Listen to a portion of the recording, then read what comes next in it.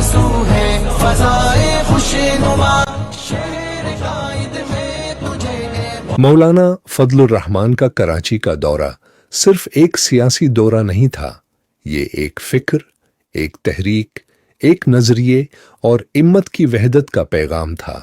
روزہ تاریخی دورہ جہاں سیاست بھی تھی، علم بھی تھا، وحدت بھی تھی اور امت کے مستقبل پر اہم مشاورت بھی۔ دورج کراچی کا آغاز وحدت امت کانفرنس سے ہوا، جہاں ملک بھر سے علماء کرام، مشائخ اعظام، سیاسی و مذہبی شخصیات اور ہزاروں کارکنان شریک ہوئے۔ قائد جمعیت نے اپنے خطاب میں امت مسلمہ کو اتحاد، دینی قوت اور قومی خود مختاری کا پیغام دیا۔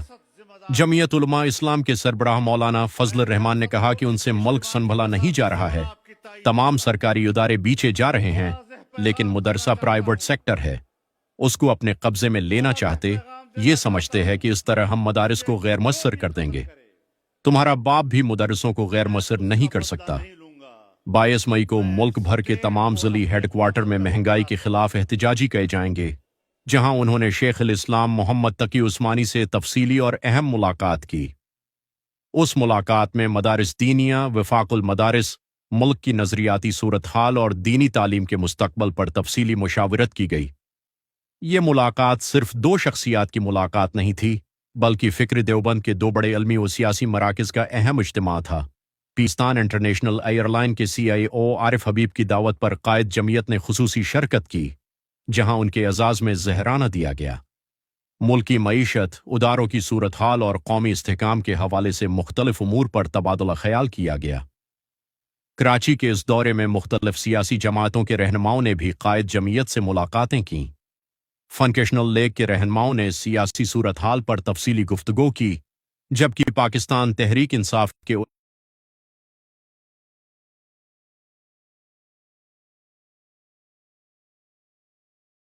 اراکین بھی مولانا فضل الرحمان کی خدمت میں حاضر ہوئے۔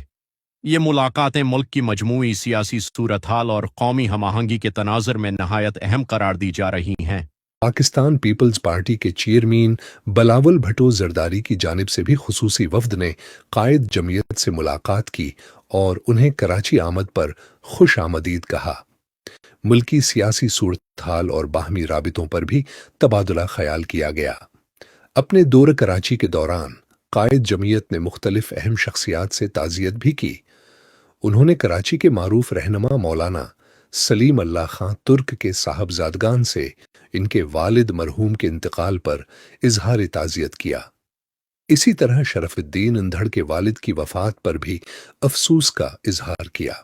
بعد مولانا فضل الرحمان نے صوبہ سند کے سرپرست مولانا عبدالکریم عابد کی عیادت کی اور ان کی صحت یابی کے لیے دعا فرمائی۔ بعد ازاں جمعیت علماء اسلام پاکستان کے سربراہ مولانا فضل الرحمان نے بزنس فورم سندھ کے سابق صدر بابر قمر عالم کی جانب سے دیے گئے عشائیہ میں شرکت کی، جہاں قائد سندھ علامہ راشد خالد محمود سومرو نے کراچی کے تمام اضلاع کے امراء نظماء صاحبان کی کارکردگی رپورٹ قائد جمعیت کے سامنے پیش کی۔ اگلے روز قائد جمعیت نے جامعہ فاروقیہ کا دورہ کیا، جہاں دورہ حدیث کے طلباء کرام اور مدرسے کی انتظامیہ سے تفصیلی نشست ہوئی۔ مولانا فضل الرحمان نے طلباء کو علم، کردار، دعوت اور قیادت کے حوالے سے قیمتی نصیحتیں کیں۔ علماء صرف محراب و منبر کے وارث نہیں، بلکہ قوم کی رہنمائی بھی ان کی ذمہ داری ہے۔ بعد ازاں قائد جمعیت نے مولانا عمر صادق صاحب کی رہائش گاہ پر جا کر ان کی عیادت کی۔ انہوں نے ان کی صحت یابی کے لیے خصوصی دعا بھی فرمائی۔ یہ ہی وہ پہلو ہے جو مولانا فضل الرحمان کی شخصیت کو محض سیاسی نہیں بلکہ انسانی اور دینی قائد بناتا ہے۔ کراچی کے مشہور اواری ٹاورز میں جمعیت علماء اسلام منارٹی ونگ کی تقریب بھی اس دورے کا اہم حصہ رہی۔ قائد جمعیت نے ہندو برادری سمیت تمام اقلیتی طبقات کو یقین دہانی کروائی کہ جمعیت علماء اسلام ان کے حقوق، مذہبی آزادی اور تحفظ کے لیے ہر سطح پر آواز بلند کرے گی۔ پاکستان تمام شہریوں کا ملک ہے۔ اقلیتوں کے حقوق کا تحفظ ہماری آئینی اور دینی ذمہ داری ہے۔ بعد ازاں جامعہ العلوم الاسلامیہ علامہ بنوری ٹاؤن کا دورہ کیا، جہاں مولانا احمد بنوری کے سسر کے انتقال پر تعزیت کی۔ مولانا فضل الرحمان نے کراچی پریس کلب کی انتظامیہ کی دعوت پر ایک پروگرام میں شرکت کی جہاں انہوں نے آزادی صحافت کی اہمیت پر تفصیلی گفتگو کی۔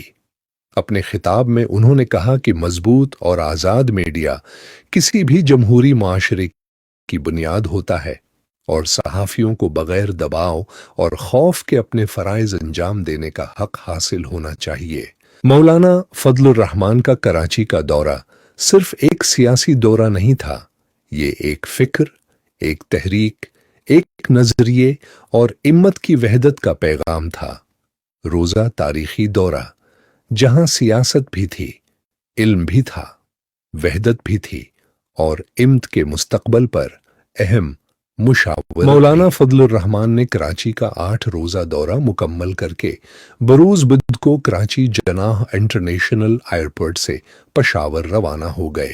رب کریم مولانا فضل الرحمان کی حفاظت فرمائیں اور ان کے وجود کا سایہ پاکستان پر تادیر سلامت رکھے، آمین۔